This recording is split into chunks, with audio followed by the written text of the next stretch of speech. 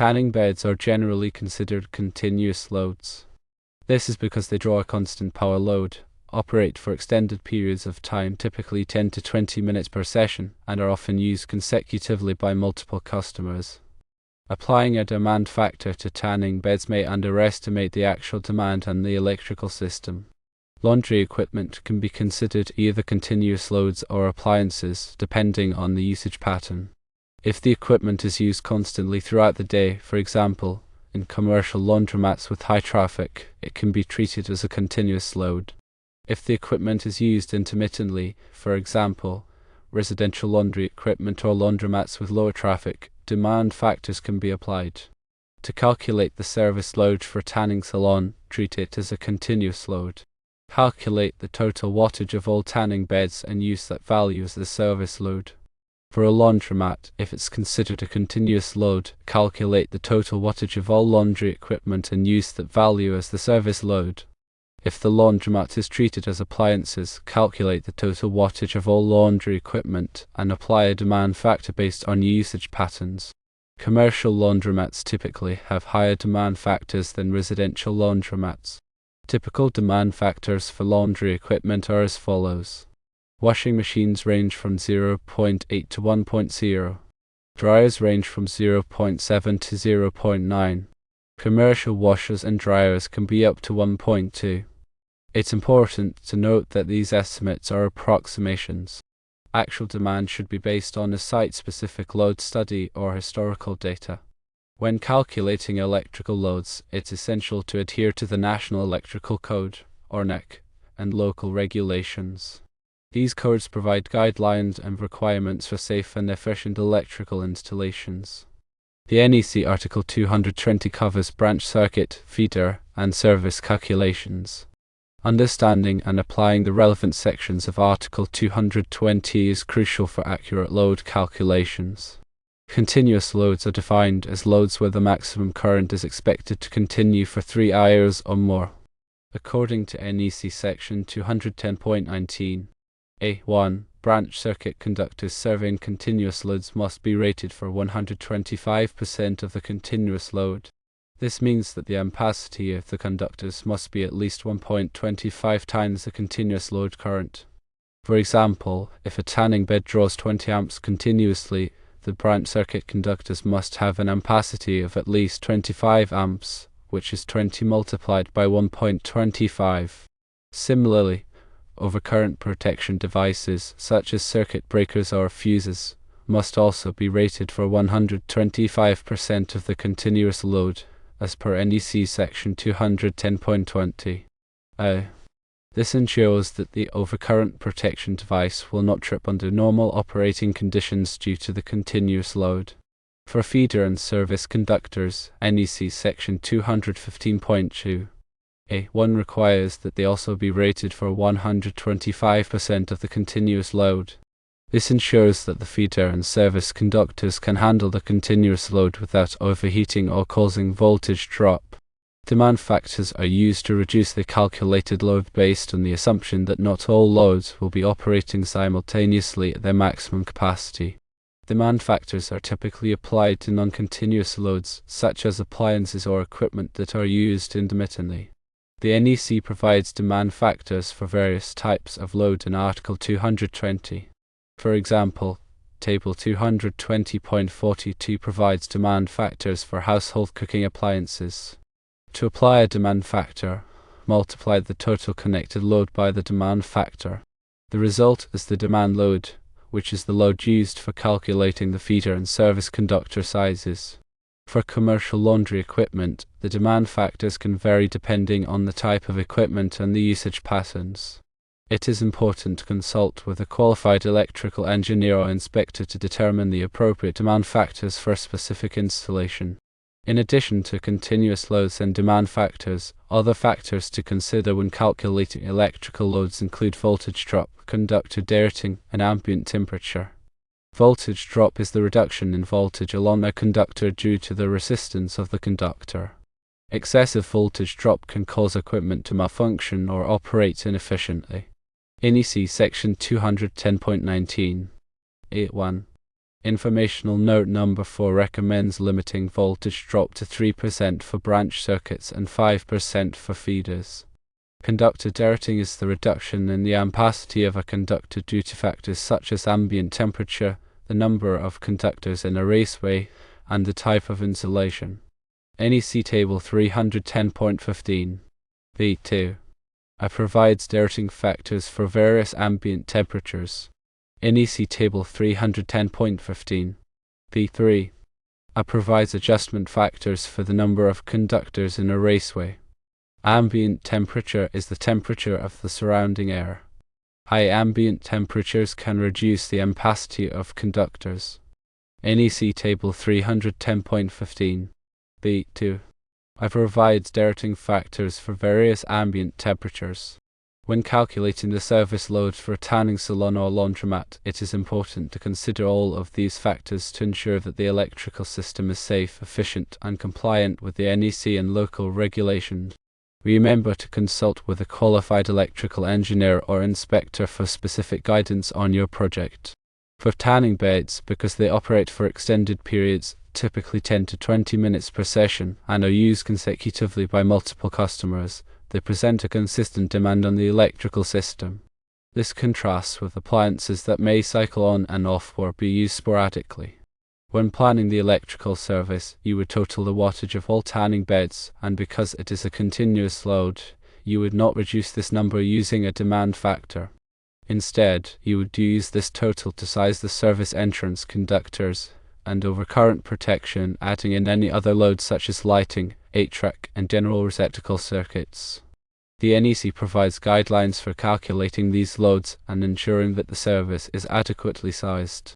In a laundromat scenario, the determination of whether the equipment is a continuous load or an appliance has significant implications for service calculations. If the equipment is used constantly throughout the day, typical of a high-traffic commercial laundromat, it is treated as a continuous load. This means each washing machine and dryer is assumed to draw its maximum current for extended periods. Therefore, the service calculation would involve summing the total wattage of all laundry equipment, with no reduction using demand factors similar to the tanning salon. Conversely, if the laundromat experiences low traffic or the equipment is used intermittently, it may be permissible to apply demand factors. These factors account for the likelihood that not all machines will be operating simultaneously at their maximum load. Demand factors are generally less than 1, effectively reducing the calculated load. These demand factors can be based on historical data, load studies, or standard tables provided in the NEC. To accurately calculate the electrical service for these types of facilities, start by gathering the nameplate information for each piece of equipment. This includes the voltage, amperage, and wattage. For tanning beds, sum the total wattage. For laundromats, determine if the load is continuous or intermittent. If continuous, sum the total wattage of all equipment. If intermittent, apply appropriate demand factors. Add any additional loads, such as lighting, HVAC, and general receptacle circuits, calculated according to NEC guidelines. Ensure that all conductors and overcurrent protection devices are sized appropriately for the calculated load, considering factors such as ambient temperature, conductor dirting, and voltage drop. Always adhere to the NEC and local regulations, and consult with a qualified electrical engineer or inspector for specific guidance on your project. When determining the appropriate demand factors for a laundromat, several considerations come into play. Firstly, the type of laundromat, whether it is commercial or residential, significantly influences the usage patterns. Commercial laundromats typically experience higher traffic and more consistent usage throughout the day compared to residential laundromats. Secondly, the number of machines in the laundromat also affects the demand factor. A larger laundromat with more machines is likely to have a lower demand factor than a smaller laundromat with fewer machines. This is because the probability of all machines operating simultaneously at their maximum load decreases as the number of machines increases. Thirdly, the time of day and day of the week can also impact the demand factor. Laundromats may experience peak usage during certain times, such as weekends or evenings, while usage may be low during other times. To accurately determine the demand factor for a specific laundromat, it is recommended to conduct a load study. A load study involves measuring the actual electrical demand of the laundromat over a period of time, typically a week or more. This data can then be analyzed to determine the maximum demand and the average demand. The demand factor can be calculated by dividing the maximum demand by the total connected load. Alternatively, historical data from similar laundromats in the area can be used to estimate the demand factor. However, it is important to ensure that the historical data is representative of the specific laundromat being evaluated. In some cases, the local utility company may have data on the demand factors for laundromats in their service area. This data can be a valuable resource for estimating the demand factor for a new laundromat. Once the demand factor has been determined, it can be applied to the total connected load to calculate the demand load. The demand load is the load used for sizing the feeder and service conductors, as well as the overcurrent protection devices. It is important to note that the demand factor should be reviewed periodically to ensure that it is still accurate. Changes in usage patterns or the addition of new equipment can affect the demand factor. Therefore, it is recommended to conduct a new load study every few years to verify the demand factor. Additionally, the NEC provides some guidance on demand factors for laundromats. Table 220.54 provides demand factors for household electric clothes dryers and whirling units. While this table is not directly applicable to commercial laundromats, it can provide a starting point for estimating the demand factor. In summary, determining the appropriate demand factor for a laundromat requires careful consideration of several factors, including the type of laundromat, the number of machines, the time of day, and the day of the week. Conducting a load study or using historical data can help to accurately determine the demand factor. Remember to consult with a qualified electrical engineer or inspector for specific guidance on your project. When dealing with electrical load calculations, it's crucial to distinguish between different types of loads, each with its own implications for service sizing and protection. Firstly, continuous loads, as previously mentioned, are loads that operate at their maximum current for 3 hours or more. These loads require special consideration because they can cause conductors and overcurrent devices to heat up over time. Therefore, the NEC mandates that the conductors and overcurrent devices serving continuous loads be rated for 125% of the continuous load current. Secondly, non-continuous loads are loads that do not operate at their maximum current for 3 hours or more. These loads do not require the same level of dirting as continuous loads. Thirdly, inductive loads are loads that have a significant inductive component, such as motors and transformers. Inductive loads can cause voltage drops and power factor problems. Power factor is a measure of how efficiently electrical power is being used. A low power factor can result in increased current flow and higher energy bills. To improve power factor correction capacitors can be installed. Fourthly, capacitive loads are loads that have a significant capacitive component, such as capacitors and some types of electronic equipment.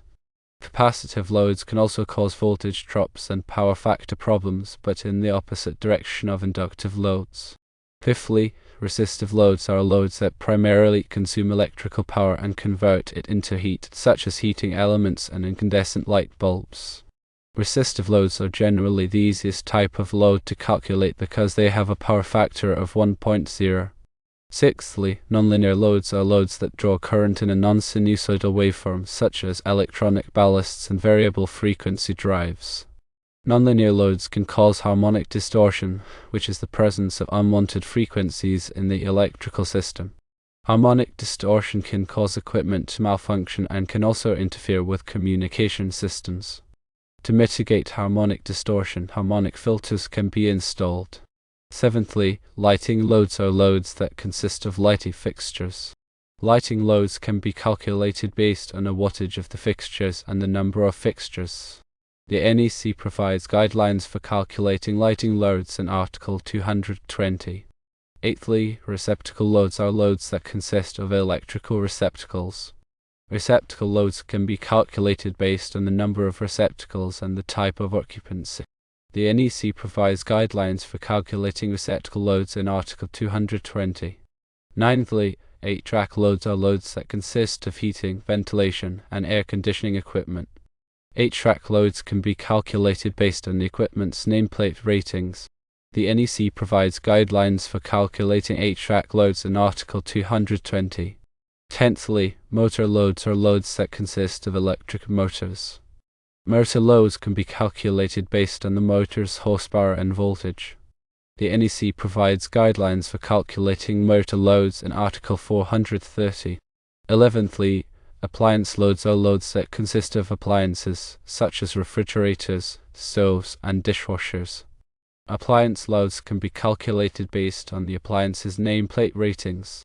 The NEC provides guidelines for calculating appliance loads in Article 220. When calculating the service load for a building, it is important to consider all of these different types of loads and to apply the appropriate demand factors and rating factors. It is also important to consult with a qualified electrical engineer or inspector for specific guidance on your project. The National Electrical Code, or NEC, is a comprehensive set of standards that govern the safe installation of electrical wiring and equipment. It is updated every 3 years to reflect the latest technological advancements and safety practices. The NEC is not a law, but it is widely adopted by state and local jurisdictions as the basis for their electrical codes. The NEC is organized into chapters, articles, and sections. Each chapter covers a specific area of electrical installations, such as wiring methods, equipment, and special occupancies. Each article covers a specific topic within a chapter, such as branch circuits, feeders, and services. Each section covers a specific requirement within an article, such as the ampacity of conductors or the overcurrent protection of equipment. Some of the key articles in the NEC that are relevant to load calculations include Article 210, which covers branch circuits, Article 215, which covers feeders, Article 220, which covers branch circuit, feeder, and service calculations, Article 230, which covers services, Article 310, which covers conductors for general wiring, Article 430, which covers motors, motor circuits, and controllers, and Article 440, which covers air conditioning and refrigerating equipment. When using the NEC for load calculations, it is important to understand the definitions of key terms such as ampacity, demand factor, continuous load, and non-continuous load. Ampacity is the maximum current that a conductor can carry continuously under specified conditions of use without exceeding its temperature rating. Demand factor is the ratio of the maximum demand of a system, or part of a system, to the total connected load of the system, or the part of the system under consideration. Continuous load is a load where the maximum current is expected to continue for 3 hours or more. Non-continuous load is a load where the maximum current is not expected to continue for 3 hours or more. It is also important to understand the rules for rating conductors and overcurrent devices. Rating is the reduction in the ampacity of a conductor or the rating of an overcurrent device due to factors such as ambient temperature, the number of conductors in a raceway, and the type of insulation. The NEC provides tables and guidelines for rating conductors and overcurrent devices. In addition to the NEC, there may be local electrical codes that are more stringent than the NEC. It is important to check with the local authorities to determine if there are any local codes that apply to your project. When calculating electrical loads, it is always a good idea to err on the side of caution and to oversize the conductors and overcurrent devices. This will help to ensure that the electrical system is safe and reliable. And finally, always consult with a qualified electrical engineer or inspector for specific guidance on your project. They can help you to understand the NEC and local codes and to ensure that your electrical system is properly designed and installed. When determining the service size for a commercial building, such as a tanning salon or a laundromat, it's important to consider not only the present load but also potential future expansion.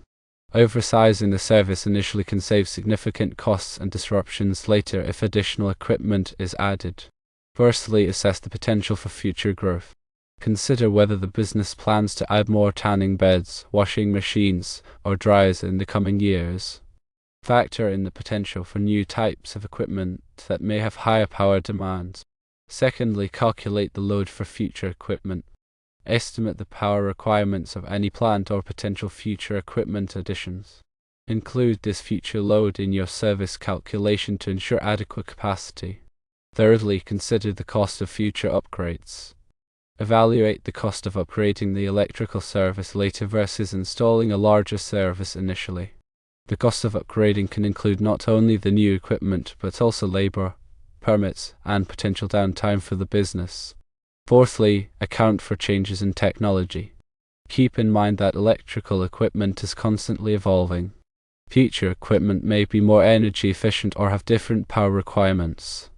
Research upcoming trends in tanning bed and laundry equipment technology to anticipate potential changes in load demands. Fifthly, plan for peak demand. Consider how future equipment additions may affect the peak demand of the building. Will the new equipment be used during the same hours as existing equipment, or will it shift the peak demand to a different time? Sixthly, consult with an electrical engineer. An electrical engineer can help you to accurately assess the potential for future expansion and to design a service that meets your current and future needs. They can also advise you on the best way to oversize the service without incurring unnecessary costs. Seventhly, document your assumptions. Keep a record of all the assumptions and calculations that you use to determine the service size. This documentation will be helpful if you need to make changes to the service in the future. Eighthly, factor in safety margins. Add a safety margin to your service calculation to account for unforeseen circumstances or unexpected load increases. A safety margin of 10 to 20% is typically recommended. Ninthly, consider the impact on the electrical panel. Ensure that the electrical panel has enough space and capacity to accommodate the additional circuits required for future equipment additions.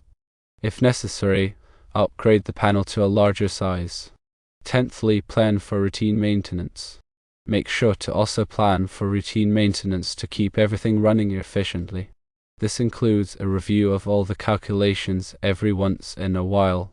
By considering these factors and planning for future expansion, you can ensure that your commercial building has an electrical service that meets your current and future needs.